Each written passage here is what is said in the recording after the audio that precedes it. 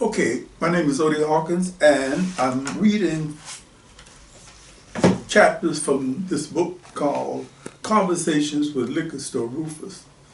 And as most of you all know, who've been following this reading, you know that we are on chapter 9. And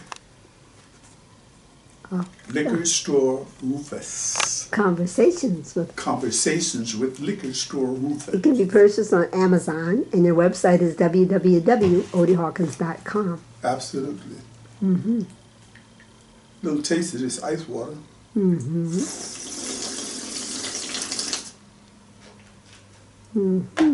It's like dragging sip from the river. Yes, dragon drinks from the river. Okay.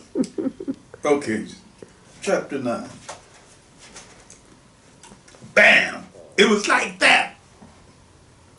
We dismount the calm, peaceful horse we had ridden in on from Australia, and the next day we were in this bucking bronco. We were on this bucking bronco called the Vietnamese battlefield, the jungle. I like that, Rufus. I like that. It's a hell of an analogy. But I don't care whether you like it or not. That's what it felt like to me. Rufus is always a bit truculent. Yep, we were back on track. I could never figure out when or where his hostility would flare up. I just had to go with the flow. Remember now, I'm in the American military, but I'm attached to this Australian unit called the Australian Army School of Engineering. I could never figure out why they called it that.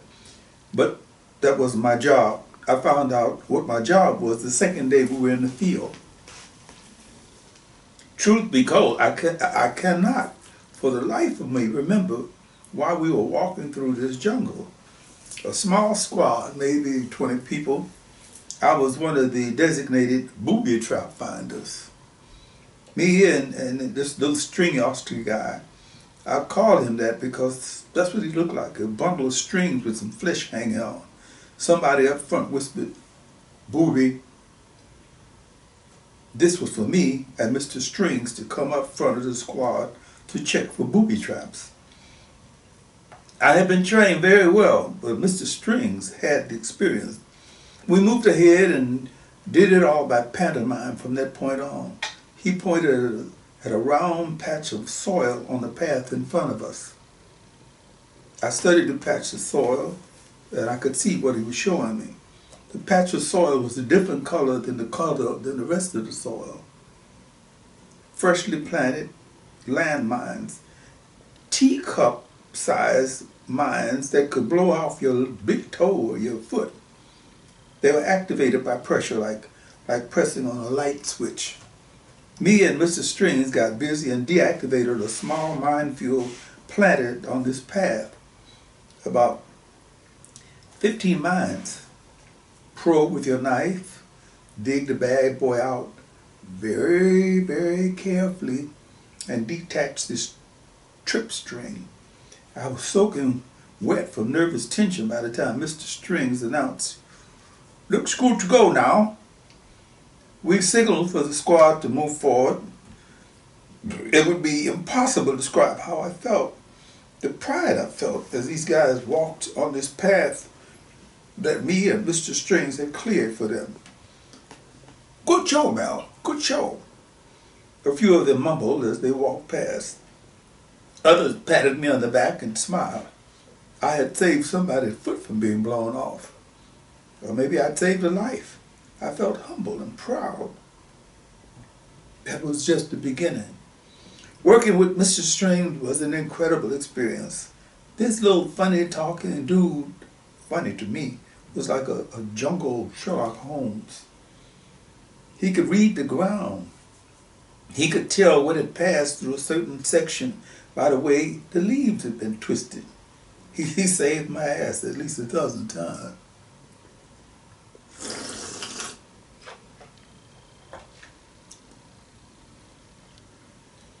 "Don't touch that, mate. It will pull that platform full of spikes down on your end." They've set up things that look like plasterboards. If you tripped it, it would come down full of spikes and punji sticks, seasoned by human and animal shit, guaranteed to cause blood poison. Ugh. Defusing weirdly made bombs designed to blow 5-10 seconds after you picked them up. Oh, that was close. Another 2 seconds and we would be in heaven now. Or wherever. Mr. Strings had something like a sixth sense about things. I asked him about how he learned how to read so well. Well, mate, it comes from my living with the eyeball people. With the Aboriginal people? That's what I just said. I got an immediate glimpse of where Rufus had picked up some of his stuff. So, how did you come out to hang out with the Aboriginal? You know, my wife is an Aboriginal. I didn't hang out. I lived with them for most of my growing up days. And I know your wife is an Aboriginal, being with them. So, how did that come about? Melbourne, you do ask a lot of questions. Sorry, I'm just curious. No problem, mate. If you don't ask questions, you be going around pretending to know every bloody thing, just like everybody else. I'll just see this. I was abandoned when I was about 4 or 5. My mum was a young girl who got herself knocked up by this rich kid on this sheep ranch. Anyway, let's skip the sentimental part. I thought it was a neighbor till I was 15 or so. They had adopted me. That's when some bloody blokes come along, discovered I was white and took me away. You can't live over here with these black fellas, they called us in. They took me to a bloody orphanage in the city. Of course, I ran away from the orphanage after a couple of years and hung out, as you Yanks call it. The minute I turned 18, I grown up. I've been in for 4 years now, and it looks like this is where I'm going to spend the rest of my life. Unless I get my arse blown off by some of these devices. A really spectacular sunset. Fiery orange, shades of green, corn silk yellow, reddish tinges. Mr. String sounds like an interesting character. He was. Till he got his ass blown off. Oh.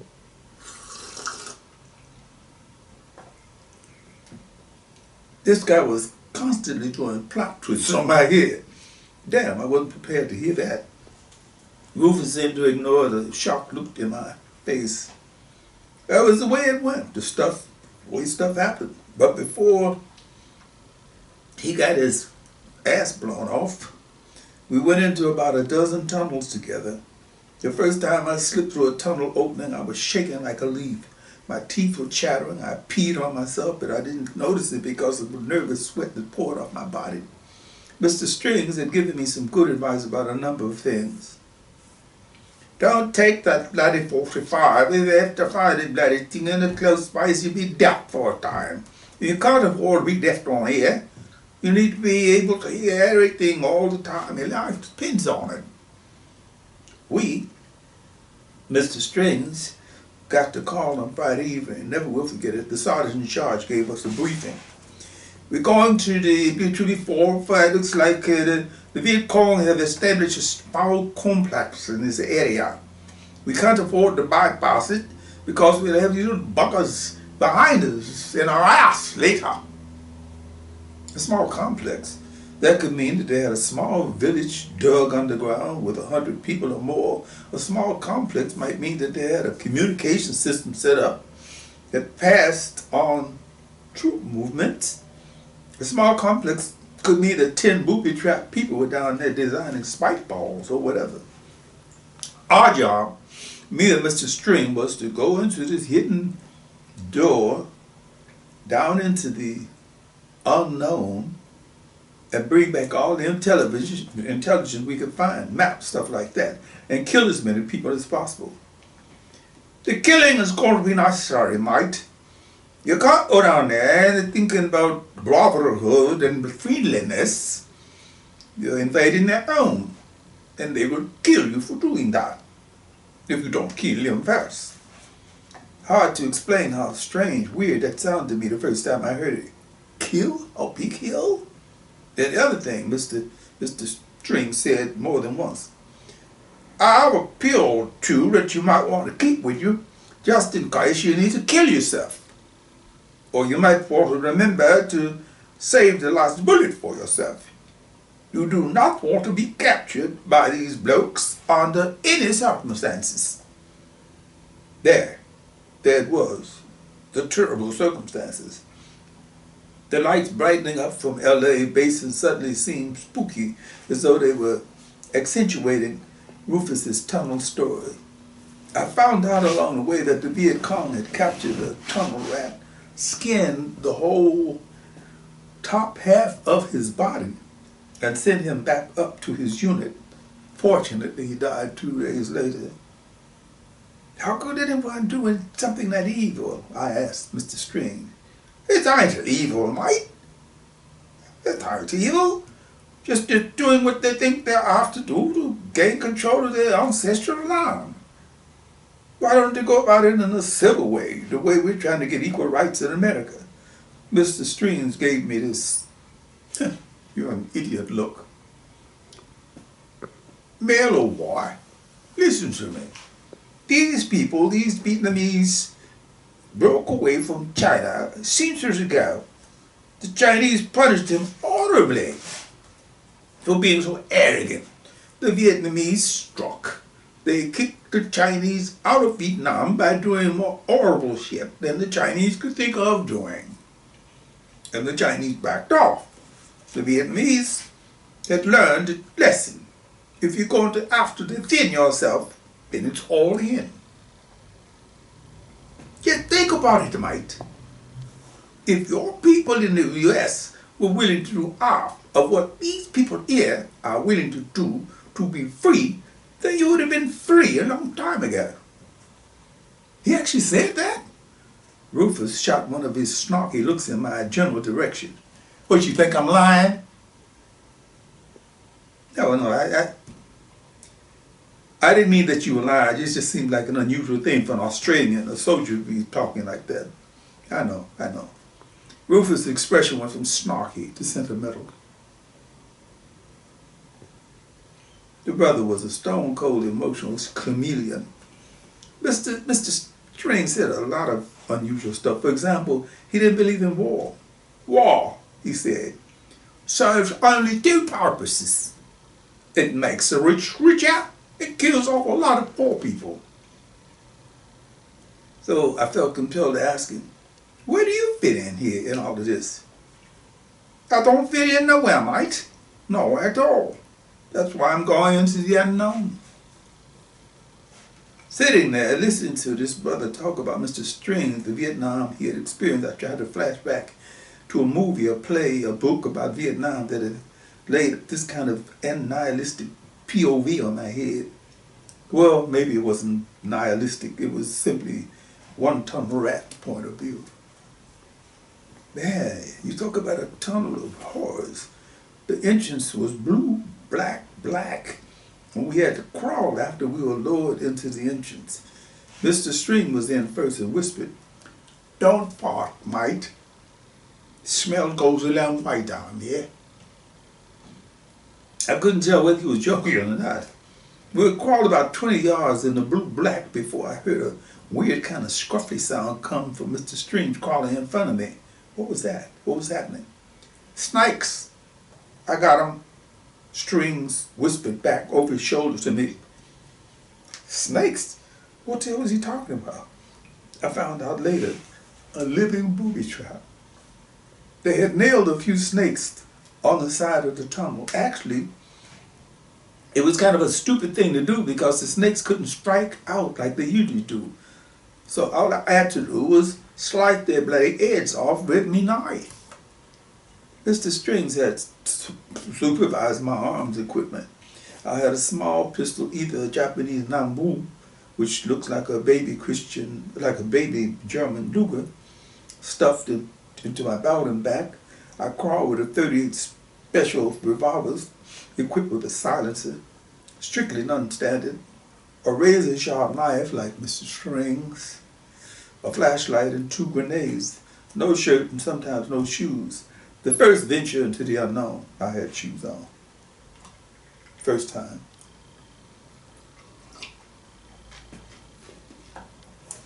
What did I think? I was going to be walking down there? Hard to say how far we crawled, passing a whole herd of rats on my left side. I didn't flash my lights on because I could feel their paws gripping my fingers as they went past us in the tunnel. How far did we crawl? 20 miles? 10 miles? Of course it wasn't that far, but it seemed like it. Finally, I could see a glimpse of light through Mr. String's legs in front of me. Somebody, some people. We crawled a few yards closer, and I could see 5 men huddled over a table with a map on it. On the left corner of Mr. String's shoulder. It was so methodical, so matter-of-fact, that it seemed like the right thing to do. Mr. Strings crawled out of the tunnel opening and shot 3 of the men in the head. Don't do body, mate. Do body, do head. Don't do body.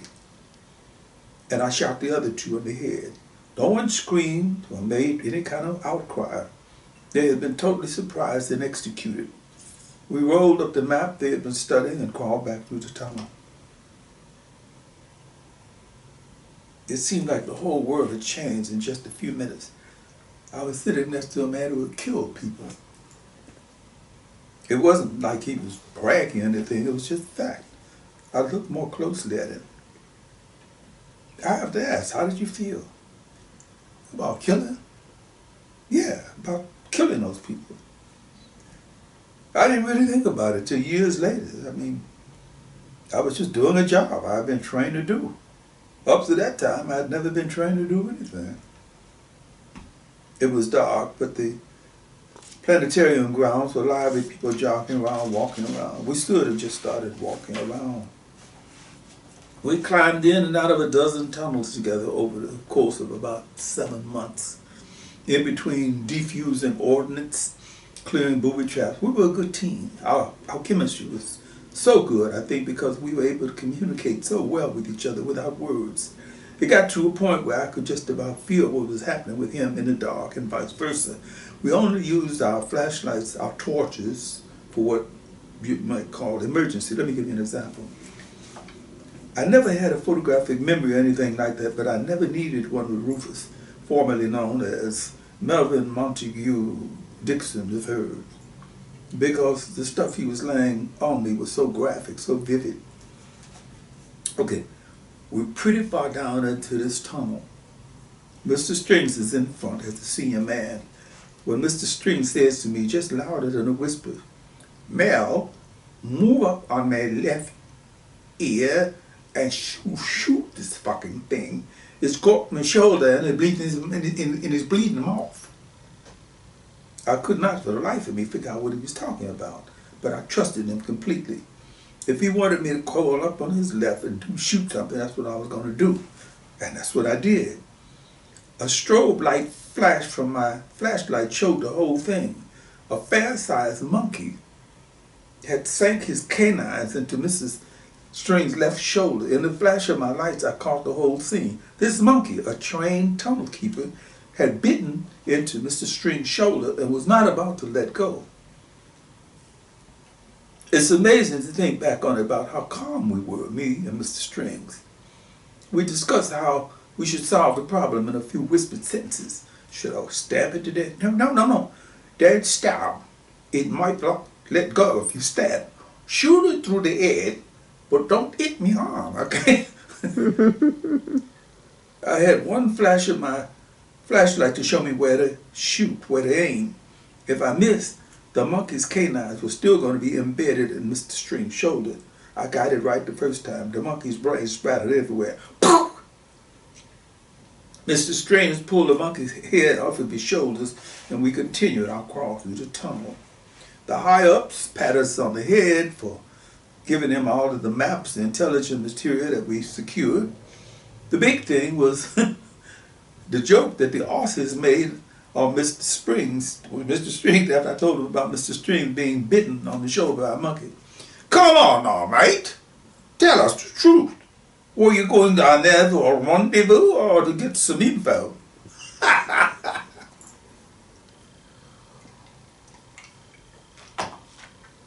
A rendezvous in a tunnel. Mm-hmm. It took me a while to understand the gallows humor, Aussie style.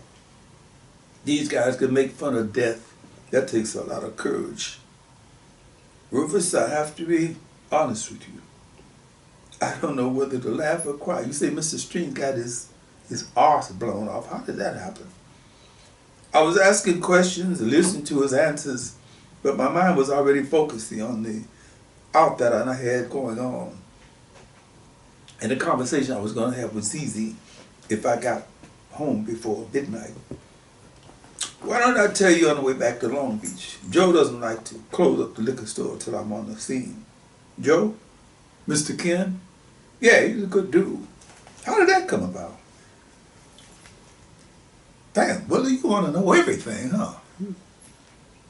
It's important for the story. We stared at each other as we strolled to the car, the storyteller and the scribe. He was smiling at some secret joke. I was smiling at his smile. How did it happen? Well, I needed a place to pitch my tent, and his back area looked like a good spot. How long ago? Last year, to be exact. I didn't just plant myself on his ground the way a lot of people would have done. I went into the store and presented myself. I explained to him about my situation and all, and he gave me permission. Simple as that. I guess I must have made a good impression on him. I get the impression that he's a good person. He is. He's a businessman, no doubt about it, but he's got a good heart. And he's kind of slick, too. But by letting me stay back there, it gives some people the idea that I'm some kind of god or something. So I guess it works out to everybody's advantage. And that's the end of chapter 9. And we will begin on chapter 10. Woo! This coming Tuesday, where we're still down in the down in the tunnel, Yes. doing the work of the Australian engineering company. My goodness. I never knew about tunnel rats until... Oh my God, when I started finding out about tunnel rats, Mm-hmm.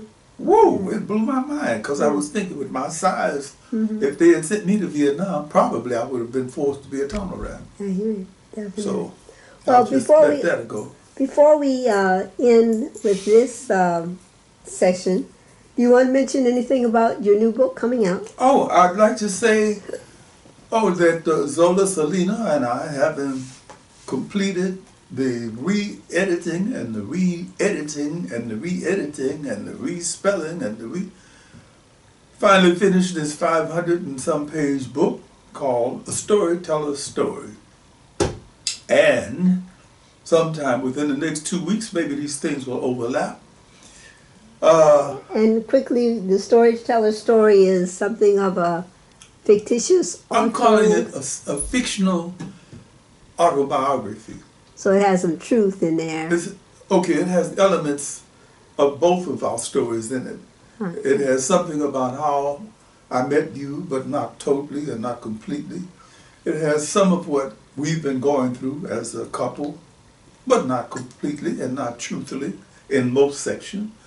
It has something of, I hope, the romance of our lives. In the middle of the pandemic and all the rest of the madness that's going on in the world. So it should be available sometime after October 18th, I believe. Something like that, like it's a week after next. Yeah, before the end of the week, before the end of the month. So it will be available on Amazon and through Author House. I'm looking forward to reading it myself. Most definitely. Again, your website is www.oehawkins.com.